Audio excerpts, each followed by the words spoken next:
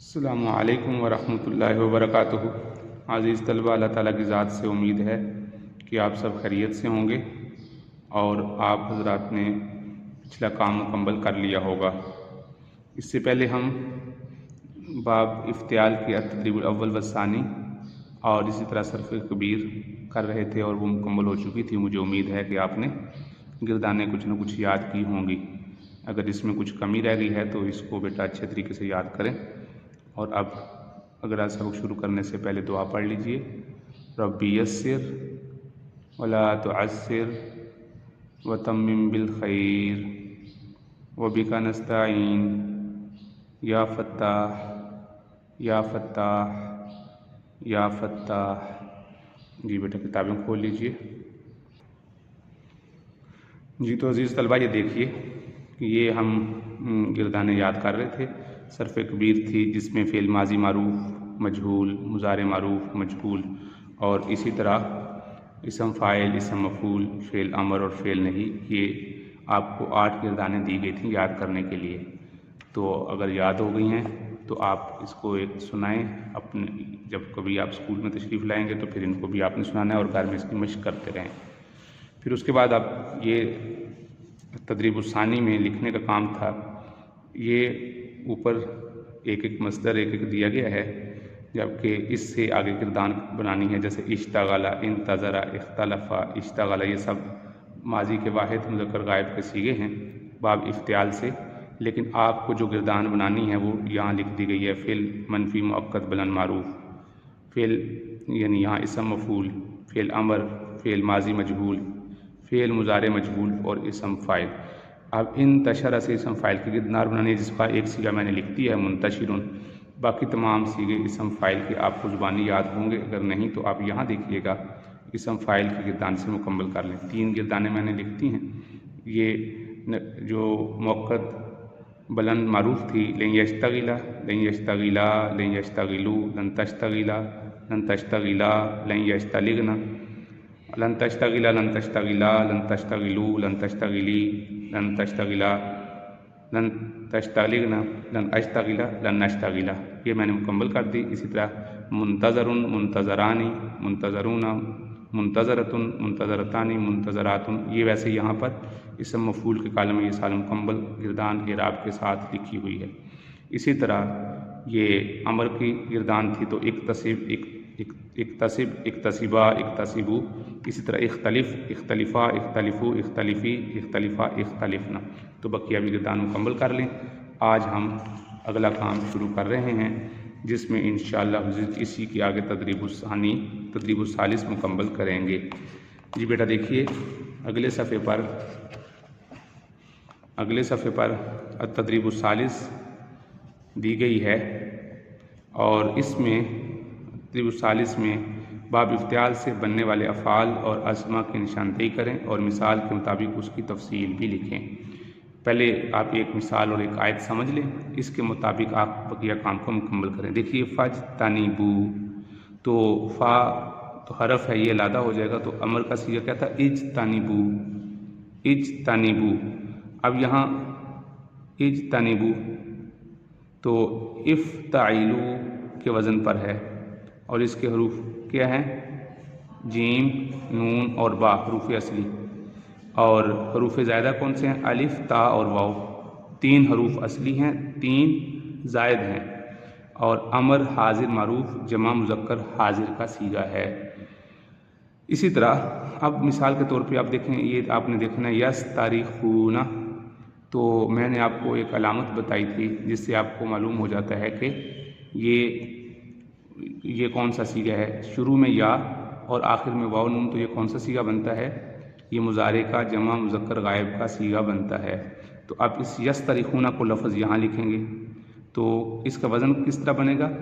یفتعلون، یفتعلون، تو یہاں حروف اصلی لکھیں گے، تو اس میں حروف اصلی دیکھیے کیا ہیں؟ استرخ، تو ہم نے کل پڑھا تھا کہ اگر کوئی یعنی تا یا دال یا اس طرح کچھ حروف تھے جس کو ہم تا سے تا میں بدل کے پھر ہم اس کو تا کا تا میں ادغام کرتے تھے اور تا میں بدل دیتے تھے۔ جیسے ابھی ہم اس قاعدے کو ابھی دیکھ لیتے ہیں، یہاں دیکھیے گا۔ یہ پڑھا تھا ہم نے قاعدہ. یہ دیکھیے، اگر باب افتعال کا فا کلمہ صاد ضاد تا یا زا ہو تو تا افتعال کو تا سے بدل دیتے ہیں. اب یہاں دیکھیے، اب جو ہم نے مثال پڑھی ہے یہاں کیا ہے، یس تاریخون، تو یہاں پر صاد ہے، تو جب صاد ہو تو باب افتعال کی تا کو ہم نے تا سے بدل دیا تھا. یہ سمجھ آ گئی؟ یہ بیٹا سمجھ آ گئی؟ جی دیکھیے گا، اب اس میں صاد، را اور خا یہ حروف زائد، یہ حروف اصلی ہیں، اور بقیہ جو حروف ہیں وہ زائد ہیں. یا یہ علامت مضارع ہے، اور تا یہ تا سے بدلی ہے جو باب افتعال کی علامت ہے، اور واو نون یہ جمع کی علامت ہے کہ یعنی اس کا فاعل جمع ہوگا. تو بہرحال یہ کہ بقیہ حروف اس کو ہم زائد میں لکھیں گے. اور اب ہم آتے ہیں اس کی طرف کہ یہ گردان کون سی ہے اور صیغہ کون سا ہے. تو گردان کون سی ہے میں نے ابھی بتایا، فعل مضارع معروف، اور صیغہ کون سا ہے، جمع مذکر غائب. بالکل درست ہو گیا. اب ہم آگے چلتے ہیں تیسری مثال کی طرف. جیسے اذ انتبذت من اہلھا، تو یہ اس کو ملا کے پڑھنا ہو تو الف کے اوپر جو ہم الف ہے اس پر کوئی حرکت نہیں پڑی جاتی، اس کے ماقبل کسرہ دے دیا جاتا ہے. جیسے یہاں ساکن تھا تو اس کو کسرہ دے کر اس کو ملا دیا گیا، لیکن اگر ہٹائیں گے تو پڑھا جائے گا انتبذت. تو یہ دیکھیے یہاں لکھیں گے انتبذت. افتعلت تو کون سا ہے، ماضی کا صیغہ ہے. کون سا ہوا، ماضی کا. تو اب پہلے بتانا ہے حروف اصلی کون سے ہیں اور حروف زائد کون سے ہیں. تو یہ تا علامت اس کی تھی، باب کی علامت تھی تا، اس کو بھی گرا دیں گے، اس کو چھوڑ دیں گے. اور یہ جو آخر میں تا ساکن ہے یہ مؤنث کی ہے، تو پیچھے کون سے حروف رہ جائیں گے، اور الف بھی زائد ہے، نون با اور تا. نبذا حروف اصلی ہیں، اور الف اور تا جو باب کی علامت ہے، اور آخر جو تا مؤنث کی ہے وہ زائد حروف میں آ جائے گا. اور اب یہ آپ نے یہاں بتانا ہے کہ گردان کون سی ہے اور صیغہ کون سا ہے. جی بتائیے. جی ماضی کا فعل ماضی معروف، اور صیغہ کون سا ہے، جی بتا دیں. صیغہ افتعلت. جی سمجھ آ گئی، واحد مؤنث غائب. اسی طرح آگے دیکھیے، واستعنتک لنفسی. واستعنتک، جی آخر یہاں دیکھیے واو یہ حرف ہے، اس کو بھی لادا کر دیں گے، کاف ضمیر ملی ہے تو کیا رہ جائے گا، استعنت. تو اب ہم یہاں دیکھیں گے گردان میں اکتسبت، تو استعنت تو بالکل وہی وہ سواد کی وجہ سے تا کو تو سے بدل دیا. تو یہاں لکھیں گے استعنت افتعلت. اب یہاں حروف اصلیہ لکھ دیں گے. حروف اصلیہ بتائیے کون سے ہیں، سواد، نون اور عین. صنع، بقیہ حروف زائد میں لکھیں گے. اور فعل ماضی مثبت معروف صیغہ کون سا بنے گا، واحد متکلم کا. اسی طرح اشتعل. اشتعل اب یہاں دیکھیں گے افتعل اکتسب. اشتعل تو کون سا صیغہ ہوا، جو صیغہ یہ ہے فعل ماضی معروف واحد مذکر غائب کا صیغہ بن جائے گا. حروف اصلی اور حروف زائد، الف اور تا نکال دیں گے تو پیچھے گئے شعل. تو یہ اس کے حروف اصلی آ جائیں گے، بقیہ زائد ہو جائیں گے، اور گردان اور صیغہ بتا دیا. انتظروا. اب یہاں دیکھیے اکتسبوا. انتظروا کون سا صیغہ ہے، پہلے یہاں فعل لکھیں گے انتظروا، وزن افتعلوا. افتعلوا. اور اس میں حروف اصلی کون سے ہیں، تا بھی نکال دیں، الف بھی نکال دیں، واو بھی نکال دیں، کیا بنے گا پیچھے نظارہ.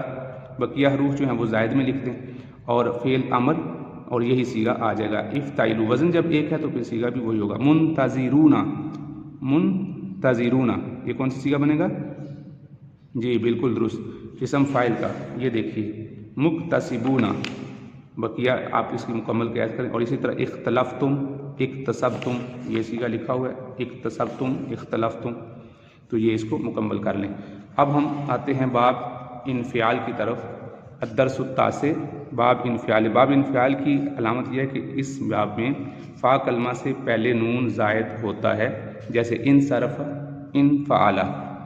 اور باب انفعال کا استعمال یہ ہے کہ اس میں باب افتعال کی طرح، یعنی یہ باب ظاہر کرتا ہے کہ مفعول نے فاعل کے فعل کو اثر قبول کر لیا ہے. یہی ہم نے باب افتعال میں بھی پڑھا تھا. جیسے کسرتہ فانکسر، میں نے اس کو توڑا پس وہ ٹوٹ گیا۔ تو یہ آپ یہ 2 چیزیں یاد رکھ لیں کہ ایک تو یہ کہ اس کی علامت کیا ہے، نون زائد ہوتا ہے، اس میں نون کہاں ہوتا ہے، فا کلمہ سے پہلے نون زائد ہوتا ہے، اور دوسرا کیا ہے، یہ مفعول نے فاعل کے اثر کو قبول کر لیا ہے، یہ ظاہر کرتا ہے، جیسے کسرتہ فانکسر، میں نے اس کو توڑا وہ ٹوٹ گیا۔ باب انفعال چونکہ ہمیشہ لازم ہی استعمال ہوتا ہے، لہٰذا اس سے مجہول کے صیغے نہیں بنتے۔ لازم کا مطلب ہوتا ہے جو جملہ فعل اور فاعل سے مکمل ہو جائے، جسے مفعول بھی کی ضرورت نہ پڑے، اور نہ ہی اس باب سے اسم مفعول استعمال ہوتا ہے، اس وجہ سے یہ باب اس میں مجہول کے صیغے نہیں ہوتے۔